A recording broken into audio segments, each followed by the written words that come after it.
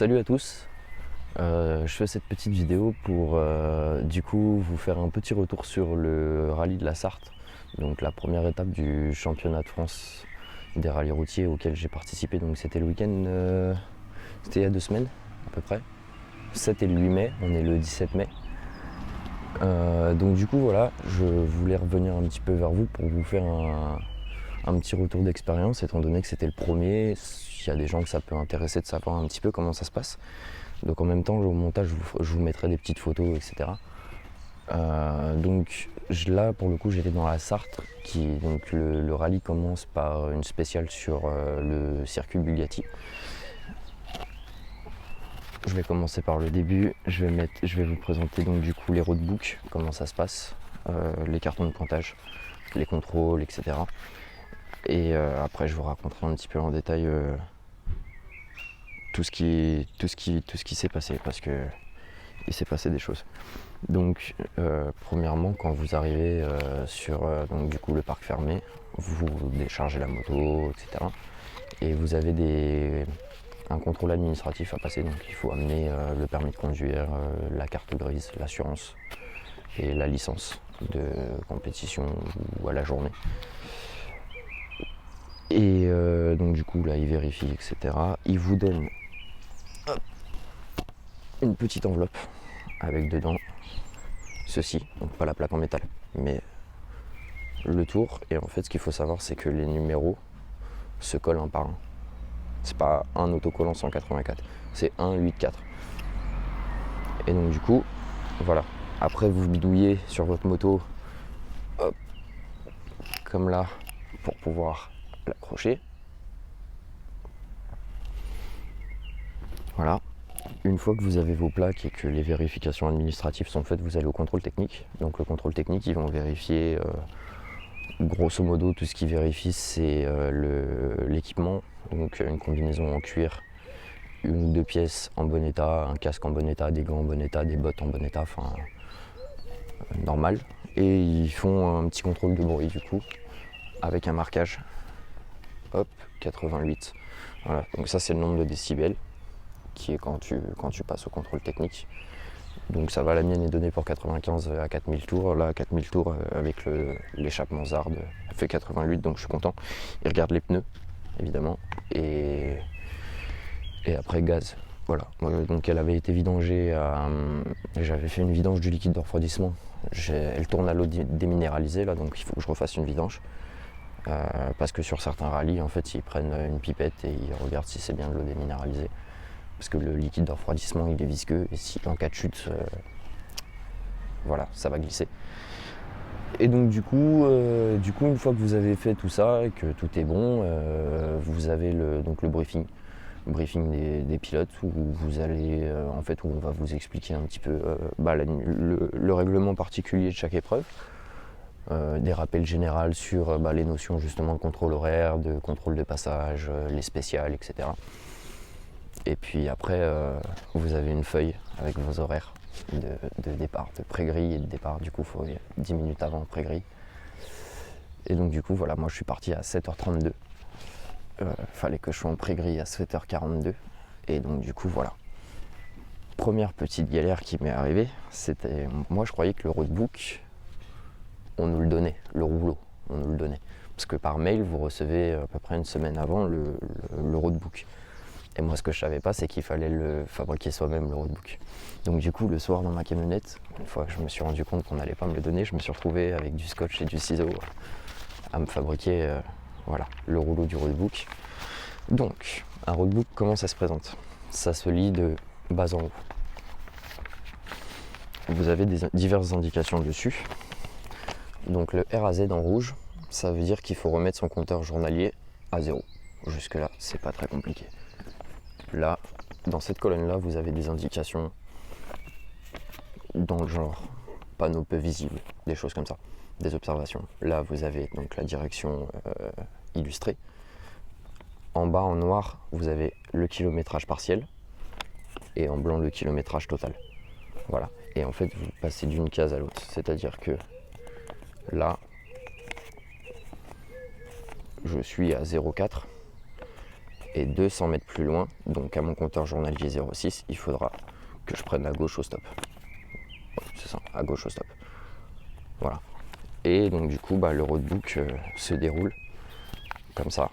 Là, il y aura là, il y a 12 pages, donc 24 pages, qui fait 170 km. Ça, c'est une étape. Il y a la même chose l'après-midi. Donc, un lecteur de roadbook, comment ça va se présenter? Ça se présente sous cette forme-là. Voilà. Hop, on va l'ouvrir, on va enlever les fils. Voilà. Donc, vous avez ça. 2 petites molettes ici, parce que celui-là, c'est un manuel. 2 petites molettes qui vont permettre, en fait, de simplement dérouler le roadbook vers le bas ou vers le haut, si jamais vous avez raté une case. Voilà. Et donc ça, généralement, il faut le faire en roulant. C'est-à-dire que vous mettez les roulettes côté gauche, du coup, pour pas lâcher l'accélérateur et pouvoir tourner en roulant. Voilà, c'est comme ça que ça se présente. Donc vous passez le roadbook, les feuilles dans les barres, vous scotchez et ça se déroule tout seul, nickel. Ensuite, on vous donne ce qui s'appelle un carton de pointage. Voilà, ça représente à ça. Ça ressemble à ça. Donc sur ce carton de pointage, vous avez votre numéro de concurrent, ce qui est normal, le 184 du coup. Votre première heure de pointage, quand vous partez du premier contrôle horaire. Et ensuite, vous avez 25 minutes, là par exemple, 25 minutes et 30 secondes pour pointer à, du coup ici, 25 à 14 km plus loin, vous avez 13,4 km à faire en 14 minutes. Voilà, tout simplement.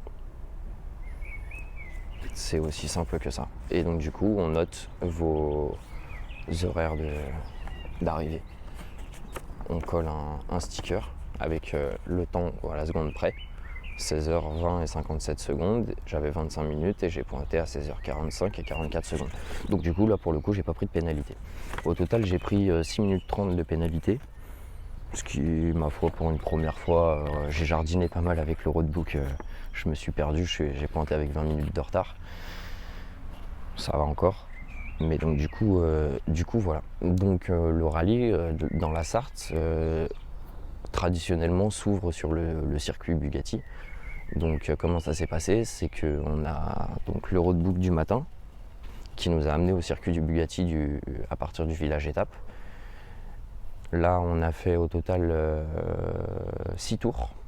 Un tour de reconnaissance, un tour pour chauffer un petit peu les pneus, grille de départ, arrêté façon MotoGP. Et là c'est 4 tours chrono. Voilà. Donc avec la Ténéré, je tourne en 2,21, ce qui, je sais pas en fait, si c'est bien, si c'est pas bien, j'en sais rien. C'était la première fois de ma vie que je tournais sur circuit. Elle est très bien sur circuit, bon après c'est pas fait pour, hein. La route 21, il faut toujours contre-braquer, il faut se battre un petit peu. Les repose-pieds frottent très tôt. Et puis ça manque de watts, mais ouais, c'est pas fait pour ça. Donc elle a été beaucoup plus à l'aise sur les spéciales sur route. Voilà, en fait c'est 3 km, 4 km de route absolument fermée avec des bottes de foin, etc. Et où il faut rouler le plus fort possible. Voilà. Donc entre les spéciales, vous avez la navigation roadbook.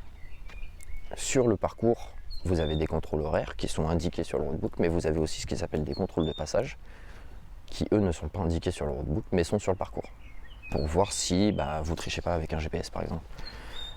Les contrôles de passage, eux, sont sur le chemin du roadbook. Et si vous passez pas au contrôle de passage, c'est que vous n'avez pas suivi votre roadbook, et donc suspicion de triche, pardon.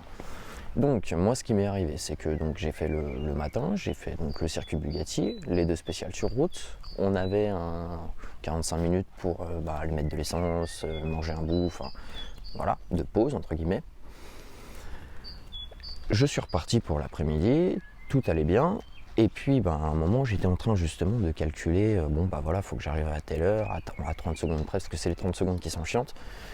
À 30 secondes près, voilà, ça me fait arriver à telle heure, machin. J'étais en train de dérouler mon roadbook et les liaisons entre les spéciales se font sur vraiment les vraies départementales, les toutes petites routes défoncées avec de la terre au milieu, ou de l'herbe, ou des graviers, enfin bon, les vraies petites routes de campagne. Il faut maintenir une moyenne de 60 km/h pour ne pas prendre de pénalité, tout simplement. Donc c'est un petit peu 60 km/h, ça peut faire sourire, mais sur les routes qu'on prend, faut pas traîner. Franchement, faut pas traîner.